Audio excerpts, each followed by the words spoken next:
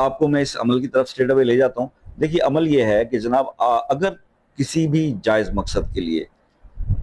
سورہ العصر کو آپ نے پڑھنا ہے، سورہ العصر کو آپ نے عشاء کی نماز پڑھ لینی ہے، اور پڑھنے کے بعد جب آپ رات کو سونے کے لیے جائیں